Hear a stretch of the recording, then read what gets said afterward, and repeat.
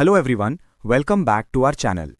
इस वीडियो में हम बात करने वाले हैं CA final self paced online module set B costing के चैप्टर नंबर 6 के बारे में, जिसका नाम है strategic revenue management.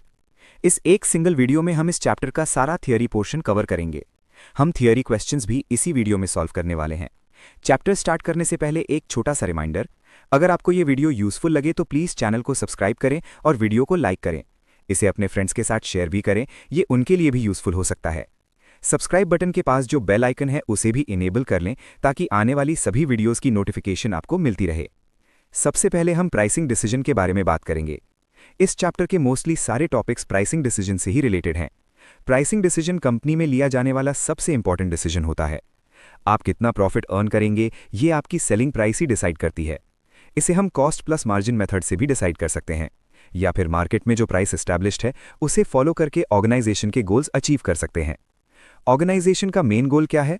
Share holder की वेल्थ को मैक्सिमाइज करना। तो ये था प्राइसिंग डिसीजंस का इंट्रोडक्शन। अब देखते हैं कि प्राइसिंग डिसीजंस को कौन से फैक्टर्स इन्फ्लुएंस करते हैं। इसमें दो मेन फैक्टर्स हैं, इंटरनल फैक्टर्स और एक्सटर्नल फैक्टर्स। इंटरनल फैक्टर्स का मतलब है हमें अपनी कंपनी की ब्रांड इमेज को कंसिडर करना होगा।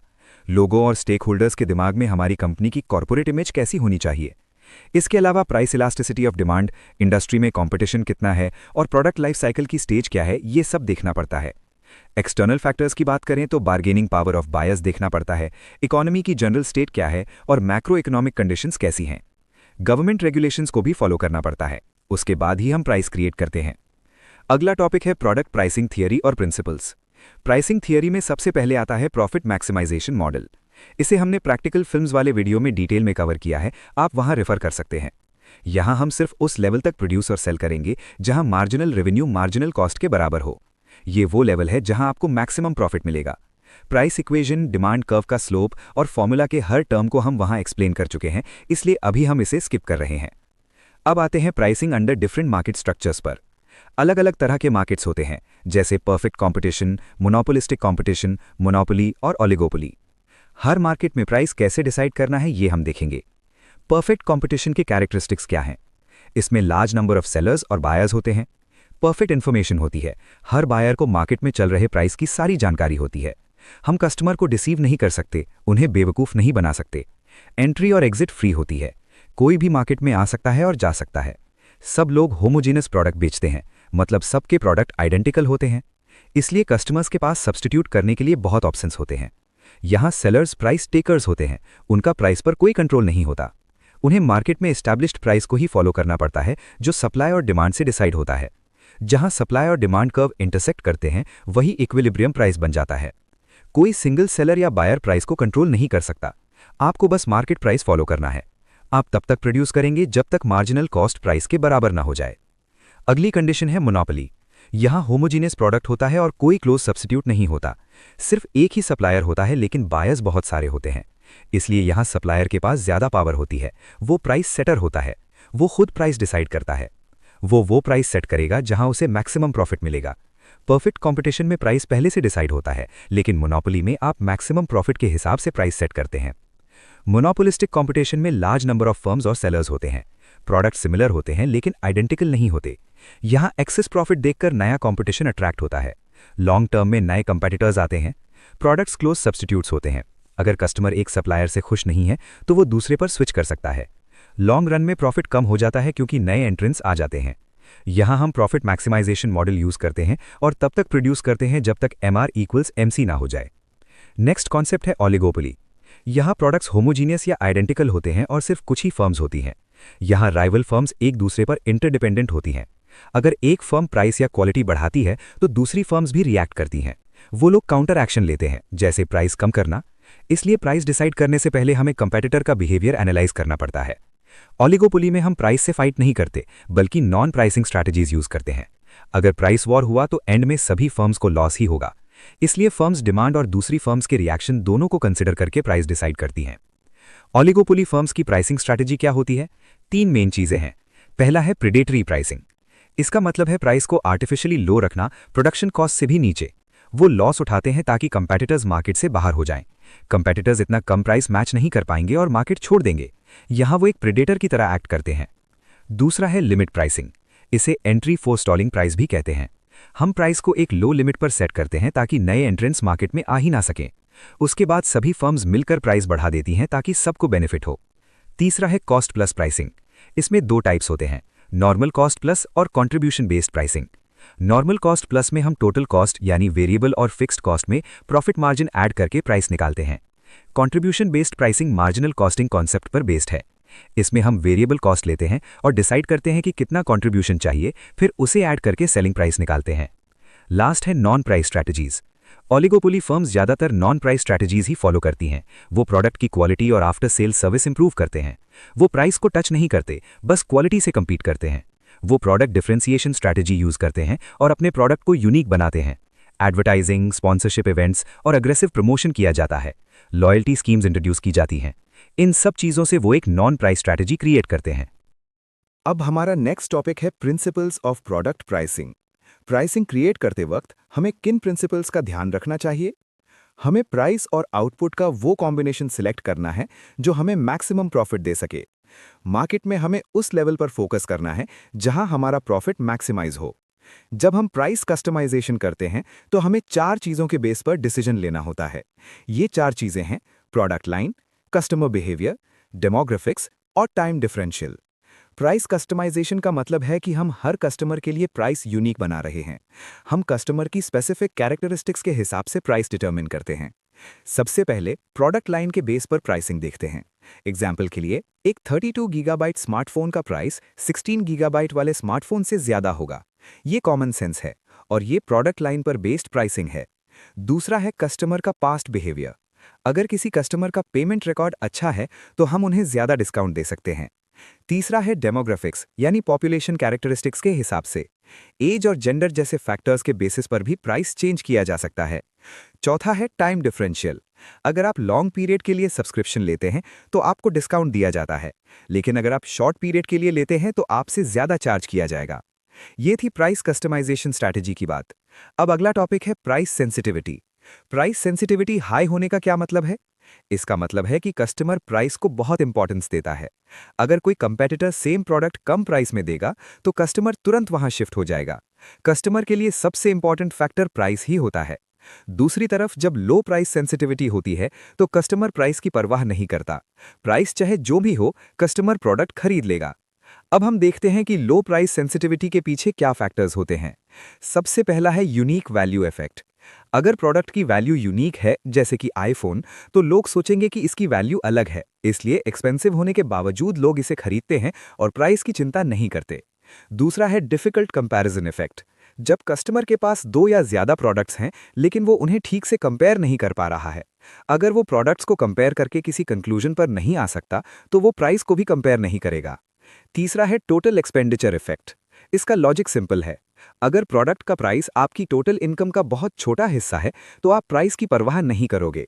जैसे कि मैच बॉक्स का प्राइस बढ़ भी जाए तो आपको फर्क नहीं पड़ेगा। चौथा है शेयर्ड कॉस्ट इफेक्ट। एग्जाम्पल के लिए आप एक रूम रेंट पर लेते हैं जिसका रेंट 5000 रुपीज है। अगर आप 5 लोग रह रहे हैं तो आपका शेयर 1000 रुपीज आएगा।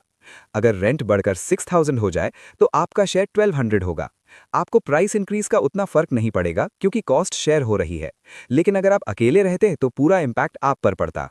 पांचवा है संक इन्वेस्टमेंट इफेक्ट। मान लीजिए आपने 1 लाख रुपए की नई बाइक खरीदी है। अब उस बाइक को धूल से बचाने के लिए आप 1000 रुपीज का कवर खरीदते हैं।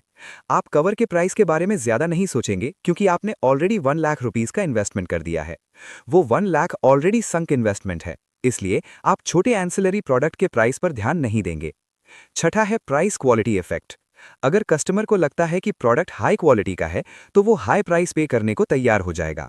वो सोचेगा कि अच्छी क्वालिटी के लिए प्राइस तो ज्यादा होगा ही। सातवां है इन्वेंटरी इफेक्ट। अगर प्रोडक्ट पेरिशेबल नेचर का है तो कस्टमर प्राइस के बारे में उतना नहीं सोचेगा, लेकिन अगर लॉन्ग ड्यूरेबल प्रोडक्ट है तो वो प्राइस को लेकर सेंसिटिव हो सकता है। आठवां है एंड बेनिफिट इफेक्ट। अगर आप एक मैन्युफैक्चरर हैं और फिनिश्ड गुड्स की टोटल कॉस्ट 10,000 रुपीज है, उसमें यूज होने वाला एक रॉ मटेरियल अगर 50 रुपीज का है तो आप उसके प्राइस पर ज्यादा ध्यान नहीं देंगे क्योंकि टोटल कॉस्ट के कंपैरिजन में वो अमाउंट बहुत छोटा है। अब बात करते हैं हाई प्राइस सेंसिटिविटी की। ये तब होती है जब सब्स्टिट्यूट अवेयरनेस इफेक्ट काम करता है। अगर कस्टमर को पता है कि मार्केट में परफेक्ट सब्स्टिट्यूट्स अवेलेबल हैं, तो जैसे ही उसे लगेगा कि प्रोडक्ट का प्राइस ज्यादा है, वो तुरंत दूसरे सप्लायर पर स्विच कर जाएगा। अब सवाल ये है कि हम प्राइस सेंसिटिविटी को मेजर कैसे करें। इसके लिए हम एक्सपेरिमेंटल सेल्स मेथड यूज करते हैं। मतलब हम एक्सपेरिमेंटल सेल्स करते हैं। पहले हम हाई प्राइस रखते हैं और देखते हैं कितने लोग खरीद रहे हैं। फिर हम प्राइस कम करते हैं और नोट करते हैं कि सेल्स कितनी बढ़ी। ये एक्सपेरिमेंट हम अलग अलग मार्केट्स में करते हैं ताकि कस्टमर्स को पता ना चले। फाइनली अब हम बात करेंगे प्राइसिंग फॉर न्यू प्रोडक्ट्स के बारे में। इस चैप्टर में मोस्टली प्राइसिंग मॉडल्स ही डिस्कस किए गए हैं। एग्जाम में इस टॉपिक से क्वेश्चंस कैसे आएंगे? आपको किसी कंपनी का सिनेरियो या स्टोरी दी जाएगी। उस सिनेरियो में कंपनी की सिचुएशन बताई जाएगी और कुछ फीचर्स दिए जाएंगे।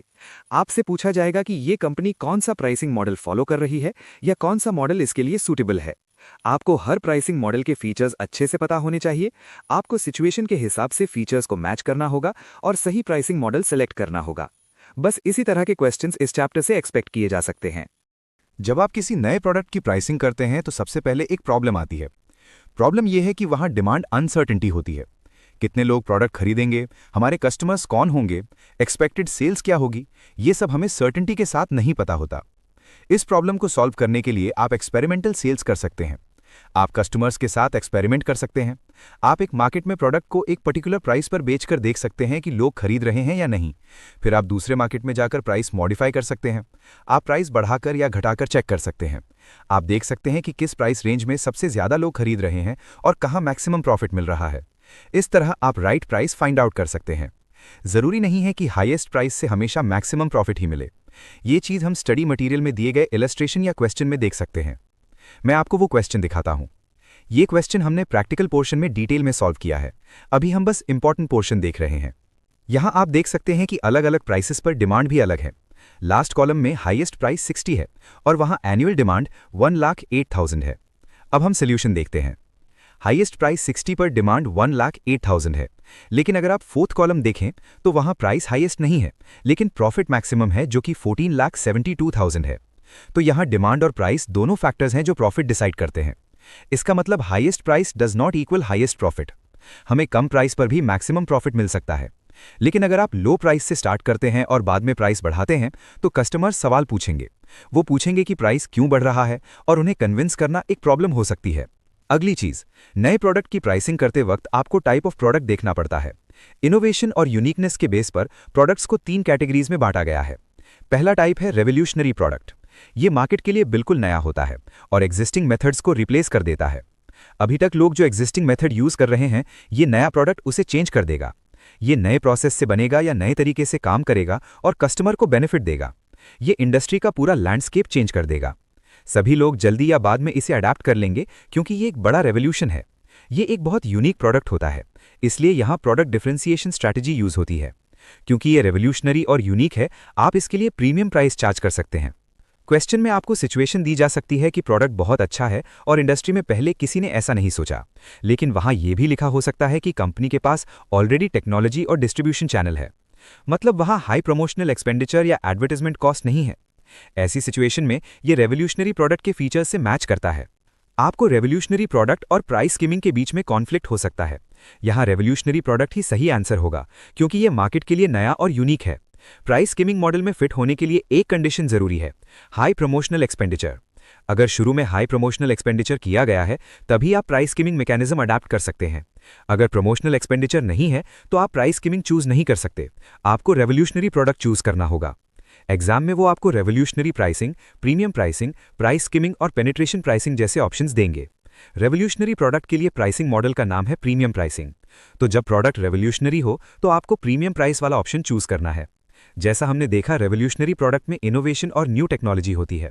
अब हम देखते हैं एवोल्यूशनरी प्रोडक्ट। रेवोल्यूशनरी प्रोडक्ट बिल्कुल नया था, लेकिन एवोल्यूशनरी प्रोडक्ट एग्जिस्टिंग प्रोडक्ट का ही एक इंप्रूवमेंट है। ये एग्जिस्टिंग प्रोडक्ट ही है, बस कुछ एक्स्ट्रा फीचर्स के साथ। इसकी प्राइस आप cost benefit analysis, competitors pricing और डिमांड को देखकर डिसाइड कर सकते हैं। रेवोल्यूशनरी के लिए प्रीमियम प्राइसिंग और एवोल्यूशनरी के लिए इन फैक्टर्स पर बेस करके प्राइसिंग होती है। तीसरा टाइप है मी टू प्रोडक्ट। ये रेवोल्यूशनरी या एवोल्यूशनरी जैसा नहीं है, ये बस एक इमिटेशन या कॉपी है। ये मार्केट फॉलोअर की तरह है। ये सेम प्रोडक्शन प्रोसेस और टेक्नोलॉजी यूज करके बनाया जाता है। रेवोल्यूशनरी लोग नया प्रोडक्ट लाएंगे और मी टू प्रोडक्ट वाले उन्हें कॉपी करेंगे। ये सस्ते प्राइस पर बेचा जाता है। मी टू प्रोडक्ट का प्राइस कंपैटिटिव फोर्सेस डिटरमिन करती हैं। डिमांड और सप्लाई फोर्सेस ही प्राइस डिसाइड करेंगी। ये लोग प्राइस टेकर्स होते हैं, ये खुद प्राइस डिसाइड नहीं कर सकते। तो प्रोडक्ट को आइडेंटिफाई करना और उसके हिसाब से प्राइस डिसाइड करना इंपॉर्टेंट है। रेवोल्यूशनरी के लिए प्रीमियम प्राइसिंग, एवोल्यूशनरी के लिए factors analysis, me too product के लिए प्राइस टेकर मैकेनिज्म। अगला कॉन्सेप्ट है प्राइस स्किमिंग। जैसा मैंने पहले कहा, प्राइस स्किमिंग तभी यूज करना चाहिए जब हाई प्रमोशनल एक्सपेंडिचर हो। जब आप नया प्रोडक्ट इंट्रोड्यूस करते हैं तो शुरू में हाई प्राइस सेट कर सकते हैं, इसे प्राइस स्किमिंग कहते हैं। इंट्रोडक्शन स्टेज पर हाई प्राइस इसलिए रखते हैं ताकि हाई प्रमोशनल एक्सपेंडिचर को रिकवर कर सकें। जब आप हाई प्रमोशन करते हैं तो कस्टमर्स के बीच में एक्सपेक्टेशन और क्यूरियोसिटी बढ़ जाती है। लोग जानना चाहते हैं कि प्रोडक्ट कैसा है। इनिशियली बहुत से लोग प्रीमियम प्राइस पर भी खरीदने को तैयार होते हैं क्योंकि वो क्यूरियस होते हैं। तो आप हाई प्रमोशन करके लोगों में क्यूरियोसिटी जगाते हैं और वेल्दी लोगों को टारगेट करते हैं। बाद में जब मार्केट मैच्योर हो जाता है और सबको प्रोडक्ट के बारे में पता चल जाता है, तब आप प्राइस कम कर सकते हैं। प्राइस कम करके आप प्राइस सेंसिटिव कस्टमर्स को कैप्चर कर सकते हैं। शुरू में डिमांड इनइलास्टिक होनी चाहिए और मार्केट में ऐसे लोग होने चाहिए जो हाई प्राइस पर खरीद सकें। इसे कहते हैं skimming the cream of the market. आप शुरू में ही वेल्दी लोगों से मैक्सिमम प्रॉफिट निकाल लेते हैं, जैसे दूध से मलाई या क्रीम निकाली जाती है। नॉर्मल डिमांड आने से पहले ही आप अपना फिक्स्ड कॉस्ट और प्रोडक्शन कॉस्ट रिकवर कर लेते हैं। ये होता है प्राइस स्किमिंग का कॉन्सेप्ट। ये तभी करना है जब प्रोडक्ट यूनिक हो और कंपनी हाई प्रमोशनल एक्सपेंडिचर कर रही हो। अगर हाई प्रमोशन नहीं है तो प्रोडक्ट को रेवोल्यूशनरी कैटेगरी में डालकर प्रीमियम प्राइसिंग चूज करना है। ऑप्शंस में प्रीमियम प्राइसिंग और प्राइस स्किमिंग दोनों हो सकते हैं, इसलिए कंफ्यूज नहीं होना है। अगर प्रोडक्ट रेवोल्यूशनरी है तो ऑप्शन प्रीमियम प्राइस ही सिलेक्ट करना है। स्टडी मटेरियल में एक टैबुलर कॉलम दिया गया है जो आप रेफर कर सकते हैं। ये एग्जैक्ट टेबल स्टडी मटेरियल में है। इसमें प्रोडक्ट की कैटेगरी, एग्जाम्पल और प्राइसिंग मॉडल दिया गया है। रेवोल्यूशनरी प्रोडक्ट के लिए प्रीमियम प्राइसिंग ही चूज करना है। एवोल्यूशनरी प्रोडक्ट के लिए उन्होंने नाम दिया है डिमांड बेस्ड प्राइसिंग। जब आपको पता चले कि प्रोडक्ट एवोल्यूशनरी है तो डिमांड बेस्ड प्राइसिंग वाला ऑप्शन सिलेक्ट करें। मी टू प्रोडक्ट के लिए आंसर है मार्केट प्राइस, जो कंपेटिटिव फोर्सेस डिसाइड करती हैं। आंसर सेलेक्ट करने से पहले आपको टाइप ऑफ प्रोडक्ट और उसकी करस्पॉन्डिंग प्राइसिंग स्ट्रैटेजी को ध्यान से देखना होगा। अब हमारा अगला कॉन्सेप्ट है पेनिट्रेशन प्राइसिंग। पेनिट्रेशन प्राइसिंग तब यूज होती है जब आप कोई नया प्रोडक्ट लॉन्च कर रहे होते हैं। इसमें आप प्रोडक्ट का प्राइस शुरू में लो फिक्स करते हैं। इससे मार्केट के ज्यादा से ज्यादा कस्टमर्स अट्रैक्ट होते हैं। ये स्ट्रैटेजी लॉन्ग टर्म सर्वाइवल और प्रॉफिटेबिलिटी के लिए यूज की जाती है। जब आप प्राइस कम रखते हैं तो बहुत सारे लोग इसे खरीदने आते हैं, लेकिन ये स्ट्रैटेजी यूज करने से पहले आपको प्रॉपर रिसर्च करनी पड़ेगी, क्योंकि अगर आप फ्यूचर में एक्सपैंड करना चाहते हैं तो प्राइस डिसाइड करते वक्त वो फैक्टर भी कंसिडर करना होगा। आप लो कॉस्ट पॉइंट यूज करके अपने प्रोडक्ट को पॉपुलर बना सकते हैं। जब पॉपुलेशन या दूसरे फैक्टर्स की वजह से डिमांड बढ़ने लगे, तब आप बाद में प्राइस बढ़ा सकते हैं। इसका एक फायदा यह भी है कि लो प्राइस नए कंपेटिटर्स को मार्केट में आने से रोकता है। ये नए एंट्रेंट्स के लिए डिस्करेज करने वाला फैक्टर बन जाता है। अगर आप मार्केट से बाहर हैं और पहली बार कोई नया प्रोडक्ट ला रहे हैं तो ये स्ट्रैटेजी बेस्ट है। आप मार्केट में पेनिट्रेट करके एक कस्टमर सेगमेंट क्लेम कर सकते हैं। पेनिट्रेशन प्राइसिंग वहां यूज होती है जहां कस्टमर प्राइस को बहुत इंपॉर्टेंस देता है, यानी जहां प्राइस सेंसिटिविटी हाई होती है। इससे आपको इकोनॉमिक्स ऑफ स्केल अचीव करने में मदद मिलती है। इसका मतलब है जब आप लार्ज स्केल पर प्रोडक्शन करते हैं तो पर यूनिट कॉस्ट कम हो जाती है। अगर कंपटीशन का थ्रेट है तो भी आप लो प्राइस रखकर इसे एक एंट्री बैरियर की तरह यूज कर सकते हैं। अब बात करते हैं प्राइसिंग ऑफ फिनिश्ड गुड्स की, जो प्रोडक्ट्स ऑलरेडी एग्जिस्ट करते हैं। एग्जिस्टिंग प्रोडक्ट लाइन के लिए आप cost based pricing method use कर सकते हैं। इसका लॉजिक कॉस्ट प्लस प्रॉफिट होता है। आप इसमें डेप्रिसिएशन भी इंक्लूड कर सकते हैं ताकि मशीन की लाइफ खत्म होने पर नई मशीन खरीदने के लिए आपके पास प्रॉफिट हो। एसेट रिप्लेसमेंट के लिए ये जरूरी है। लेकिन कॉस्ट बेस्ड मॉडल की लिमिटेशन ये है कि ओवरहेड्स एलोकेट करना मुश्किल होता है। ओवरहेड्स को किस बेसिस पर एलोकेट करें, आर्बिट्ररी बेसिस पर या यूनिट्स के बेसिस पर, यह कंफ्यूजन रहता है। इस कॉम्प्लिकेशन को अवॉइड करने के लिए हम वेरिएबल कॉस्ट मेथड यूज करते हैं। इसमें दो चीजें होती हैं, मार्कअप प्राइसिंग और target rate of return. Markup pricing में हमें कॉस्ट डेटा एक्यूरेटली पता होता है, लेकिन डिमांड नहीं पता होती। हमें नहीं पता कि कितनी डिमांड आएगी, इसलिए हम एक स्टैंडर्ड मार्कअप कॉस्ट में ऐड कर देते हैं। टारगेट रेट ऑफ रिटर्न में हमें कॉस्ट भी पता है और डिमांड भी पता है। हम देखते हैं कि हमने कितना इन्वेस्ट किया है और हमें कितना रिटर्न चाहिए। उस रिटर्न को हम नंबर ऑफ यूनिट सोल्ड पर डिस्ट्रीब्यूट कर देते हैं। कॉस्ट बेस्ड प्राइसिंग वहां यूजफुल है जहां कंपटीशन कम है और मार्केट कस्टमर ओरिएंटेड है। अब हम देखेंगे गोइंग रेट प्राइसिंग। ये एक कंपटीशन बेस्ड प्राइसिंग मॉडल है। गोइंग रेट प्राइसिंग मार्केट के एवरेज प्राइस पर बेस्ड होती है। इंडस्ट्री में जो एवरेज प्राइस चल रहा है, आपको अपना प्राइस वही सेट करना होता है। इससे आपको एक फेयर रिटर्न मिलता है जो इंडस्ट्री का एवरेज रिटर्न है। ये मेथड लीस्ट डिस्रप्टिव माना जाता है। इससे मार्केट में कोई हलचल नहीं मचती और डिमांड शिफ्ट नहीं होती। ये मोस्टली ऑयल, गैस और फर्टिलाइजर इंडस्ट्री में फॉलो किया जाता है। यहाँ प्रोडक्ट्स होमोजेनस होते हैं, यानी आप उनमें कोई डिफरेंशिएशन नहीं कर सकते। इसलिए companies average market price use करती हैं और वो प्राइस टेकर्स बन जाती हैं। अगर एग्जाम में ऑयल, गैस या फर्टिलाइजर इंडस्ट्री का क्वेश्चन आए तो समझ लीजिए कि गोइंग रेट प्राइसिंग की बात हो रही है। इसमें आपको अपनी कॉस्ट को मार्केट प्राइस से नीचे रखना होगा, तभी आप प्रॉफिट अर्न कर पाएंगे। ये प्योर ऑलिगोपोली मार्केट में भी यूज होता है। ऑलिगोपोली का मतलब है जहां मार्केट में कुछ गिने चुने फर्म्स होते हैं, वो आपस में मिलकर प्राइस और डिमांड डिसाइड करते हैं। शॉर्ट टर्म में ऑलिगोपोलिस्टिक फर्म्स इंडस्ट्री का एवरेज प्राइस ही यूज करती हैं। और एक important point, going rate pricing product life cycle के मैच्योरिटी स्टेज पर यूज होती है। तो अगर क्वेश्चन में maturity stage, oil and gas industry और ऑलिगोपोली जैसे फीचर्स दिखें तो आंसर गोइंग रेट प्राइसिंग होगा। नेक्स्ट है सील्ड बिड प्राइसिंग। ये कंपेटिटिव बिडिंग पर बेस्ड होती है। इसमें हर सप्लायर अपना कोटेशन देता है, कॉन्ट्रैक्ट उस पर्सन को मिलता है जो सबसे कम प्राइस कोट करता है। एग्जाम्पल के लिए गवर्नमेंट कंस्ट्रक्शन कॉन्ट्रैक्ट्स। गवर्नमेंट हमेशा लोएस्ट प्राइस वाले को कॉन्ट्रैक्ट देती है क्योंकि लो कॉस्ट उनका इकोनॉमी प्रिंसिपल है। डिफेंस कॉन्ट्रैक्ट्स में भी सील्ड बिड प्राइसिंग यूज होती है। हमारा प्राइस कंपेटिटर के एक्सपेक्टेड ऑफर प्राइस पर डिपेंड करेगा। हम प्राइस मार्जिनल कॉस्ट से नीचे नहीं रख सकते। अगर हम प्राइस बढ़ाएंगे तो प्रॉफिट बढ़ेगा, लेकिन कॉन्ट्रैक्ट मिलने का चांस कम हो जाएगा। इसलिए हमें बैलेंस बनाकर चलना पड़ता है।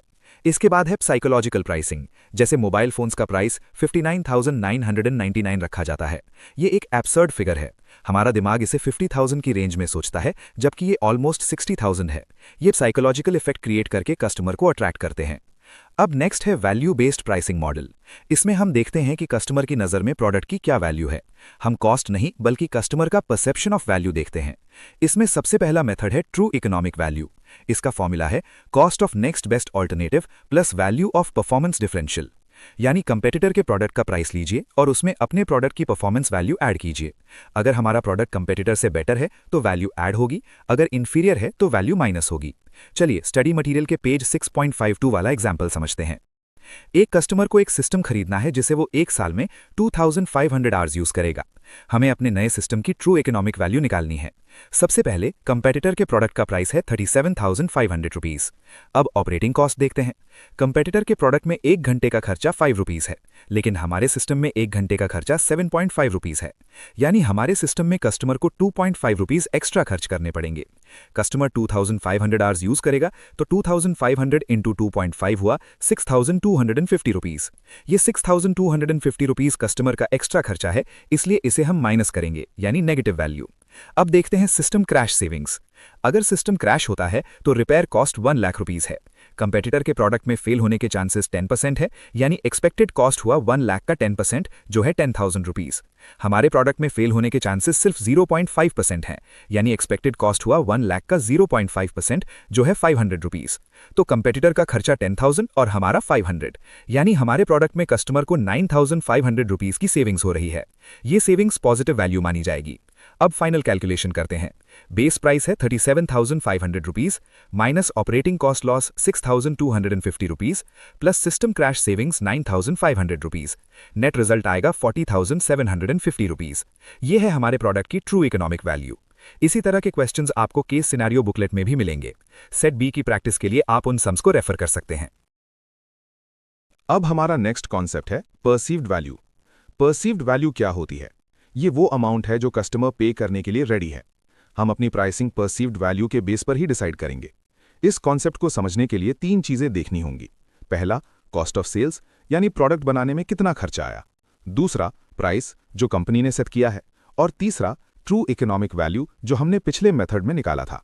परसीव्ड वैल्यू का मतलब है कि कस्टमर के दिमाग में प्रोडक्ट की क्या वैल्यू है। कस्टमर क्या सोचता है कि ये प्रोडक्ट उसे कितना बेनिफिट देगा। ये वैल्यू कस्टमर के माइंड में डिसाइड होती है। चलिए इसे नंबर्स के साथ समझते हैं। मान लीजिए कस्टमर की परसीव्ड वैल्यू 1,000 रुपए है, यानी वो 1,000 रुपए तक पे करने को रेडी है, लेकिन एक्चुअल प्राइस जो वो पे करता है वो है 700 रुपए। तो ये जो बीच का 300 रुपए का डिफरेंस है, ये कस्टमर के लिए प्रॉफिट है। इसे हम कंज्यूमर सरप्लस भी कहते हैं। अब कंपनी की साइड देखते हैं। एक्चुअल कॉस्ट ऑफ प्रोडक्शन 450 रुपए है और प्राइस 700 रुपए है, तो 250 रुपए कंपनी का प्रॉफिट हुआ। इस चार्ट से हमें यही एनालाइज करना है। प्राइस वो पॉइंट है जो कॉस्ट और परसीव्ड वैल्यू के बीच में सेट किया जाता है। अब हम देखेंगे framework to create value for the customer. इसका पहला स्टेप है प्रोडक्ट डेवलपमेंट। हमें ऐसा प्रोडक्ट बनाना है जो कस्टमर की नीड्स को सैटिस्फाई करे। दूसरा स्टेप है प्रमोशन प्रोग्राम। हमें कस्टमर को बताना होगा कि ये प्रोडक्ट उनकी हेल्प कैसे करेगा। तीसरा स्टेप है डिस्ट्रीब्यूशन चैनल। हमें सही चैनल यूज करके कस्टमर तक पहुंचना है। और लास्ट स्टेप है प्राइसिंग स्ट्रैटेजी। सही प्राइस सेट करके कस्टमर को अट्रैक्ट करना जरूरी है। अब आते हैं प्राइसिंग ऑफ सर्विसेज पर। सर्विसेज 4 तरह की होती हैं। पहली है पीपल प्रोसेसिंग सर्विस। इसमें पर्सन्स इन्वॉल्व होते हैं, जैसे कि हेयर कट। बिना इंसान के ये सर्विस नहीं दी जा सकती, कस्टमर का वहां फिजिकली प्रेजेंट होना जरूरी है। दूसरी है प्रोडक्ट प्रोसेसिंग सर्विस। यहां सर्विस प्रोडक्ट पर दी जाती है, कस्टमर का फिजिकली वहां होना जरूरी नहीं है, जैसे कि वॉशमैन या पैकर्स एंड मूवर्स। इनका मेन काम प्रोडक्ट को प्रोसेस करना है। तीसरी है मेंटल स्टिमुलस प्रोसेसिंग सर्विस। यहां कस्टमर को एक मेंटल सेटिस्फैक्शन या एक्सपीरियंस दिया जाता है, जैसे कि स्टेडियम में मैच देखना। ये कस्टमर की मेंटल स्टेट और एक्सपीरियंस पर बेस्ड होता है। चौथी है इंफॉर्मेशन प्रोसेसिंग सर्विस। यहां प्रोडक्ट इनटैंजिबल होता है, यानी आप इसे छू नहीं सकते। यहां इंफॉर्मेशन ही प्रोडक्ट है, जैसे कि कंसल्टेंसी सर्विसेज। आप कोई मैन्युफैक्चर्ड प्रोडक्ट नहीं, बल्कि इंफॉर्मेशन बेच रहे हैं। जब सर्विसेज बहुत कस्टमाइज्ड होती हैं, तो उनका प्राइस स्ट्रक्चर भी अलग होता है। आपको कस्टमर की स्पेसिफिक नीड और सिचुएशन के हिसाब से प्राइस डिसाइड करना पड़ता है। अगर सर्विस लेते वक्त कस्टमर का पार्टिसिपेशन जरूरी है, तो हमें कस्टमर की इनटैंजिबल कॉस्ट भी कंसिडर करनी पड़ेगी, यानी कस्टमर का जो टाइम और अपॉर्चुनिटी कॉस्ट लग रहा है, उसका ध्यान रखना होगा। जो सर्विसेज पब्लिक के लिए बहुत इंपॉर्टेंट हैं, जैसे हेल्थ केयर, उनकी प्राइसिंग गवर्नमेंट रेगुलेट करती है। कुछ सर्विसेज की प्राइसिंग कलेक्टिव मैनर में डिसाइड होती है, जैसे ट्रेड एसोसिएशंस या प्रोफेशनल बॉडीज मिलकर प्राइस डिसाइड करते हैं। अब हम बात करेंगे pricing of emerging business models की। सबसे पहले है हाइपर डिसरप्टिव बिजनेस मॉडल। यहां प्राइसिंग डिपेंड करेगी इनोवेशन की वैल्यू पर, और यह देखना होगा कि इस इनोवेशन को कॉपी करने में कॉम्पिटिटर्स को कितना टाइम लगेगा। अगर इनोवेशन बड़ी है और इमिटेट करना मुश्किल है, तो प्रीमियम प्राइसिंग हो सकती है। दूसरा मॉडल है सस्टेनेबिलिटी। यहां हम एनवायरमेंटल, इकोनॉमिक और सोशल फैक्टर्स पर फोकस करते हैं। लग्जरी गुड्स का प्राइस हाई रखा जाता है, लेकिन एसेंशियल कमोडिटीज जैसे मेडिसिन और ग्रोसरी का प्राइस रेगुलेट किया जाता है। तीसरा है इमर्जिंग नेशनल मार्केट, जैसे कि इंडिया। यहां हम value for money principle follow करते हैं। यहां लोग सोचते हैं कि क्या ये प्रोडक्ट पैसा वसूल है या नहीं, इसलिए इमर्जिंग मार्केट्स में कॉस्ट इफेक्टिव सोल्यूशन देना जरूरी है। नेक्स्ट टॉपिक है सेंसिटिविटी एनालिसिस। प्राइसिंग करते वक्त हमें एक बैलेंस बनाना पड़ता है। प्राइस कम रखना है ताकि कस्टमर अट्रैक्ट हो, लेकिन प्रॉफिट भी मेंटेन करना है। जब हम ऑपरेशंस प्लान करते हैं, तो हम कुछ अजम्पशंस लेते हैं। सेंसिटिविटी एनालिसिस में हम देखते हैं कि अगर ये अजम्पशंस गलत हो गई तो क्या होगा।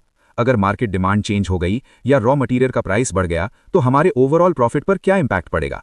एक्सचेंज रेट फ्लक्चुएशंस का सेल्स और कॉस्ट पर क्या असर होगा।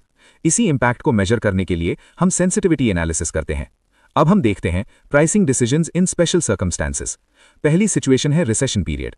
मंदी के दौर में हम प्राइस को टोटल कॉस्ट से नीचे रख सकते हैं, लेकिन मार्जिनल कॉस्ट से ऊपर होना चाहिए। ऐसा हम सिर्फ लिमिटेड पीरियड के लिए करते हैं।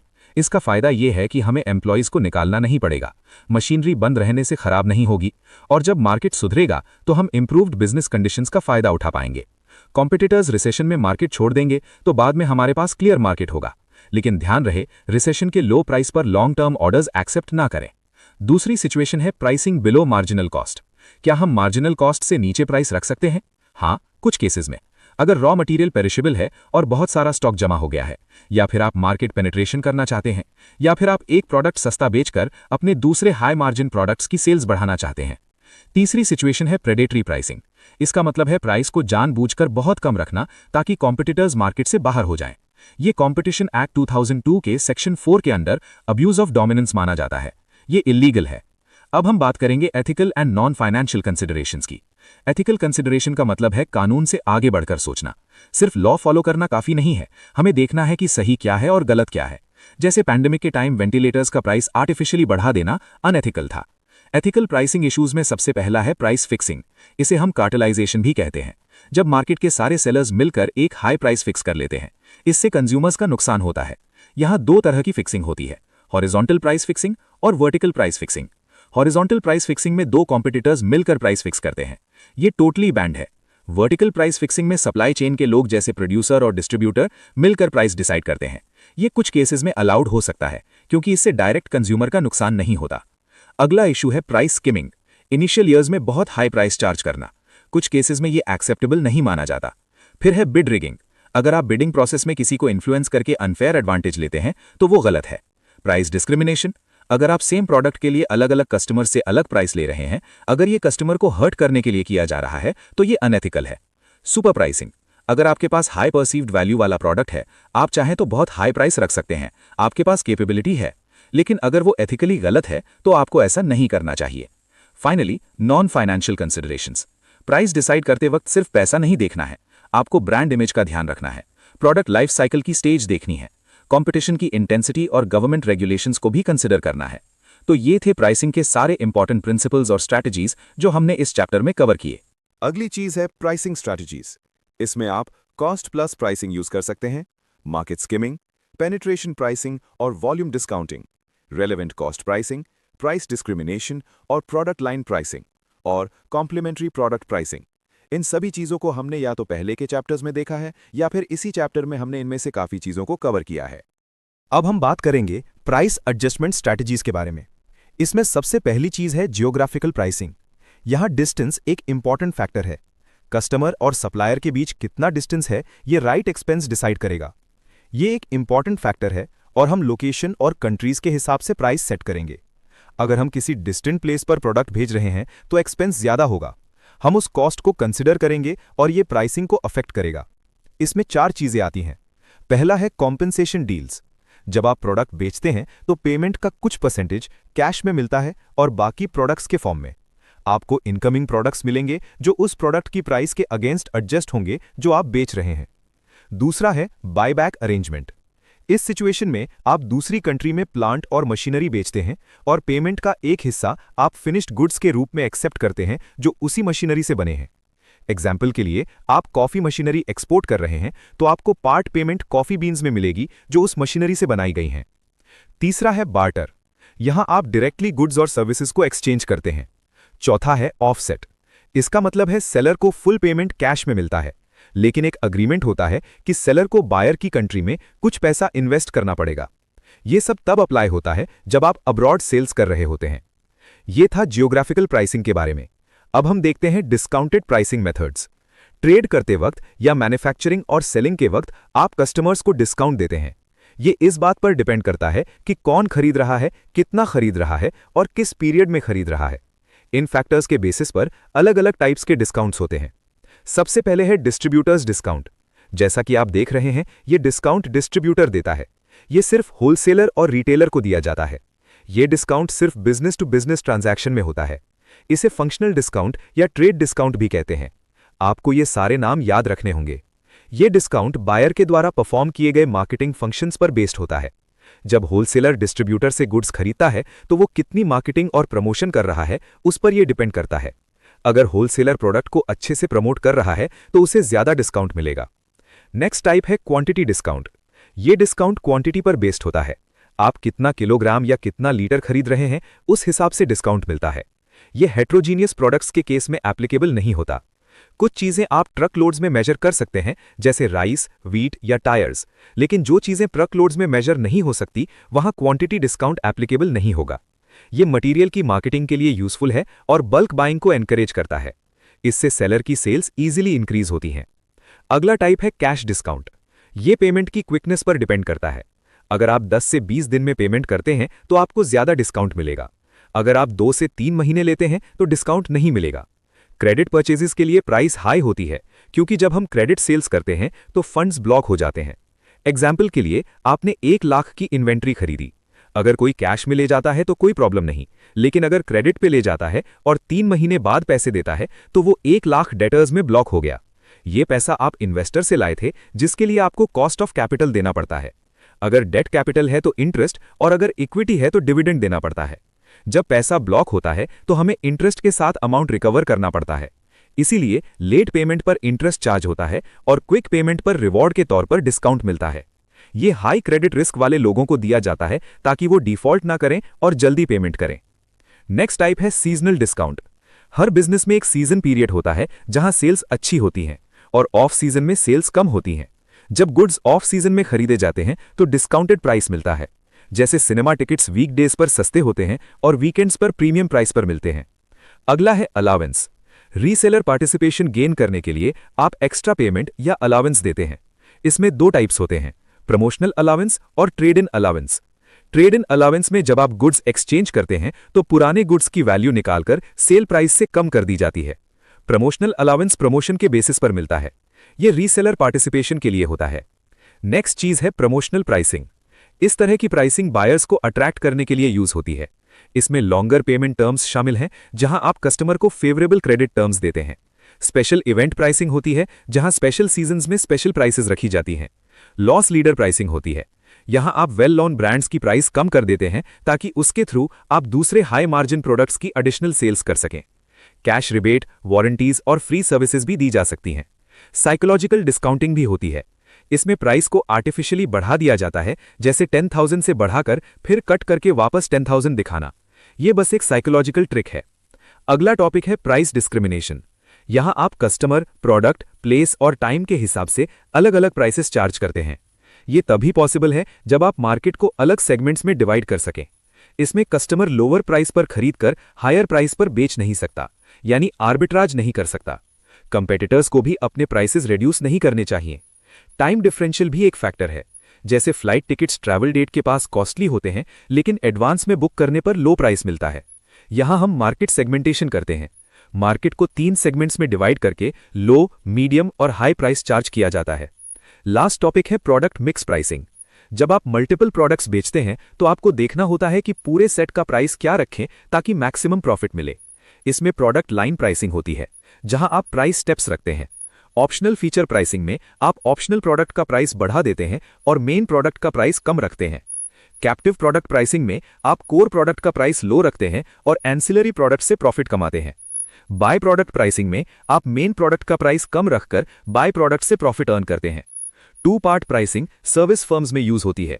इसमें एक फिक्स्ड पार्ट होता है और एक वेरिएबल जो यूसेज पर डिपेंड करता है।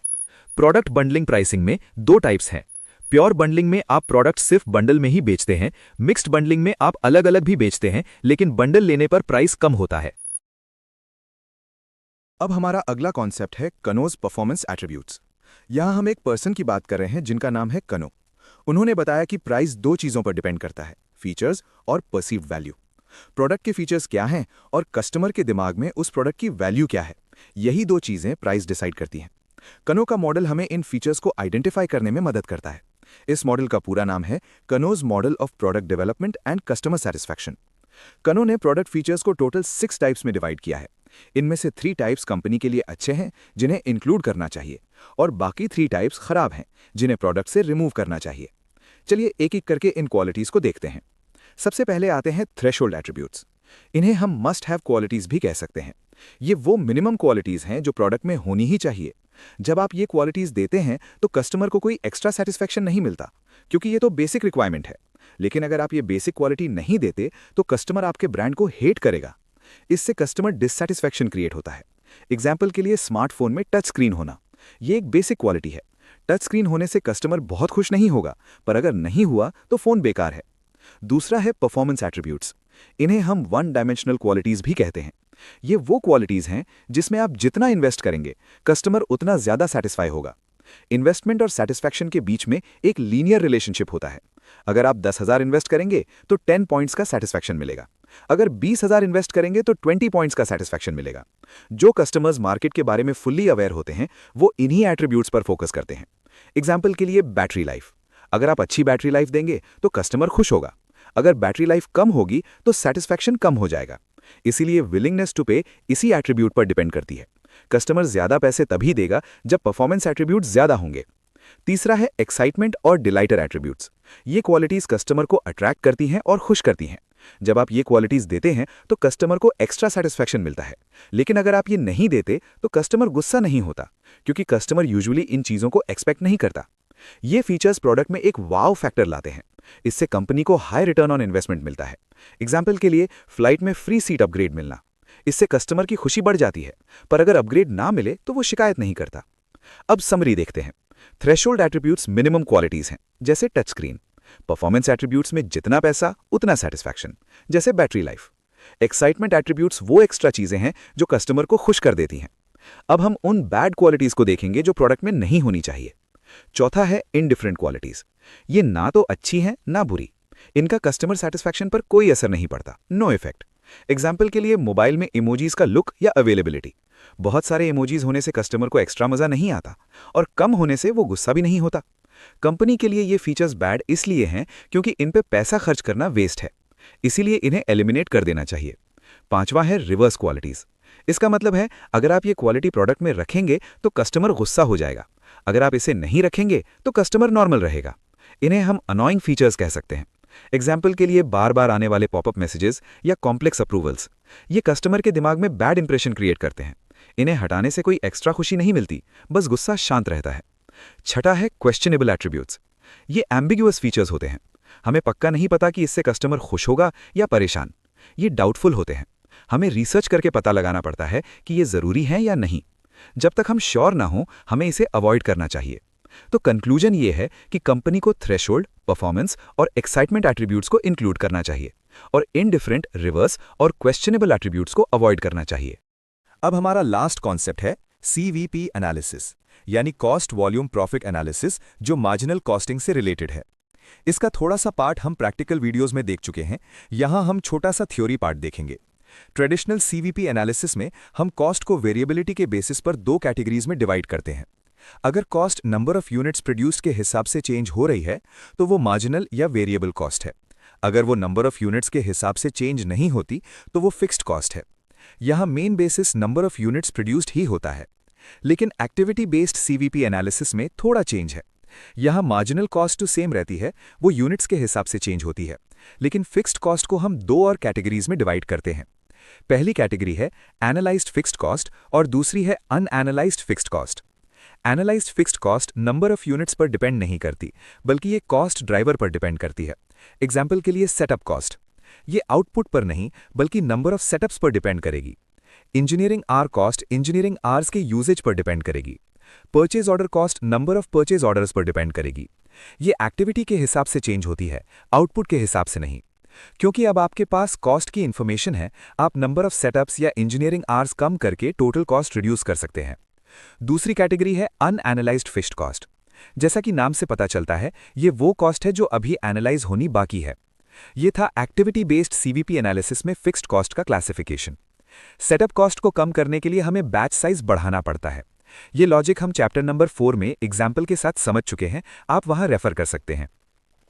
इसी के साथ इस चैप्टर की सारी थ्योरी कंप्लीट होती है। अब हम इस चैप्टर के थ्योरी क्वेश्चंस देखते हैं। सबसे पहले टेस्ट योर नॉलेज के MCQs देखते हैं। यहाँ मैच द फॉलोइंग का क्वेश्चन है, हमें करेक्ट कोड सजेस्ट करना है। स्किमिंग का मतलब है हाई प्राइस, शुरू में हाई प्राइस रखते हैं और बाद में कम करते हैं। पेनिट्रेशन प्राइसिंग का मतलब है नए प्रोडक्ट के लिए इनिशियल स्टेज पर लो प्राइस रखना। साइकोलॉजिकल प्राइसिंग का मतलब है प्राइस को 99 पर एंड करना। जब आप इन्हें मैच करेंगे तो ऑप्शन C सही आंसर होगा। यहाँ एक चीज ध्यान दें, कस्टमरी प्राइसिंग, ये टर्म हमने चैप्टर में नहीं देखा था। क्वेश्चन के हिसाब से कस्टमरी प्राइसिंग एक value based perception oriented pricing है। नेक्स्ट MCQ प्रोडक्ट मिक्स के बारे में है। प्रॉफिट मैक्सिमाइज करने के लिए सबसे इंपॉर्टेंट फैक्टर क्या है? आंसर है contribution per unit of a scarce resource. ये हमें पहले से पता है, थ्रूपुट अकाउंटिंग और लिमिटिंग फैक्टर वाले कॉन्सेप्ट्स में हमने ये पढ़ा है। हमें बॉटलनेक रिसोर्स या स्कार्स रिसोर्स का कंट्रीब्यूशन पर यूनिट निकालना होता है। अगला क्वेश्चन गैस लिमिटेड कंपनी का है जो लिक्विड नाइट्रोजन बनाती है। वो प्राइस अपने कंपेटिटर के प्राइस के बेसिस पर डिटरमाइन कर रहे हैं। गैस, ऑयल और फर्टिलाइजर में हम गोइंग रेट प्राइसिंग यूज करते हैं। अगर आपको कॉन्सेप्ट याद ना भी हो तो भी आप देख सकते हैं कि वो कंपेटिटर पर डिपेंड कर रहे हैं। वो वैल्यू, इमेज या साइकोलॉजी यूज नहीं कर रहे, इसलिए आंसर गोइंग रेट प्राइसिंग ही होगा। नेक्स्ट क्वेश्चन में डी-मार्ट नाम की रिटेल चेन है। वो अपने प्रोडक्ट्स को कॉस्ट से भी नीचे बेच रहे हैं। उनका इंटेंशन कंपेटिटर को डिस्ट्रॉय करना है। जब हम प्राइस को कॉस्ट से नीचे रखते हैं ताकि कंपेटिटर मार्केट से बाहर हो जाए तो इसे प्रेडेटरी प्राइसिंग कहते हैं। यहाँ पेनिट्रेशन प्राइसिंग आंसर नहीं होगा। आपको पेनिट्रेशन और प्रेडेटरी में डिफरेंस समझना होगा। प्रेडेटरी प्राइसिंग में हम आर्टिफिशियली प्राइस कम रखते हैं कंपेटिटर को डिस्ट्रॉय करने के लिए। पेनिट्रेशन प्राइसिंग नए प्रोडक्ट के लिए होती है ताकि मार्केट में एंटर कर सके। यहाँ वो कोई नया प्रोडक्ट नहीं ला रहे, इसलिए ये प्रेडेटरी प्राइसिंग है। अगला क्वेश्चन कैफे कॉफी कप के बारे में है। वो कप पर कस्टमर का नाम लिखते हैं, पर सवाल यह है कि कप पर लोगो का साइज कौन सा एट्रीब्यूट है। कस्टमर को लोगो के साइज से कोई फर्क नहीं पड़ता। अगर लोगो बड़ा हो या छोटा, कस्टमर ना खुश होगा ना दुखी, इसलिए ये इनडिफरेंट एट्रीब्यूट है। लास्ट क्वेश्चन में मॉडर्न फर्नीचर लिमिटेड के COO कानो मॉडल यूज करना चाहते हैं। वो कस्टमर की विलिंगनेस टू पे बढ़ाना चाहते हैं। विलिंगनेस टू पे परफॉर्मेंस एट्रीब्यूट पर डिपेंड करती है। जितना ज्यादा परफॉर्मेंस एट्रीब्यूट होगा, कस्टमर उतना ज्यादा पे करने को रेडी होगा। इसके साथ हमने सारे थ्योरी क्वेश्चंस और कॉन्सेप्ट्स कवर कर लिए हैं। वीडियो देखने के लिए शुक्रिया। एक छोटा सा रिमाइंडर, अगर आपको ये कंटेंट यूजफुल लगा तो प्लीज चैनल को सब्सक्राइब करें। इससे ये वीडियो और लोगों तक भी पहुंचेगी। वीडियो को लाइक करें और अपने फ्रेंड्स के साथ शेयर करें। Thank you.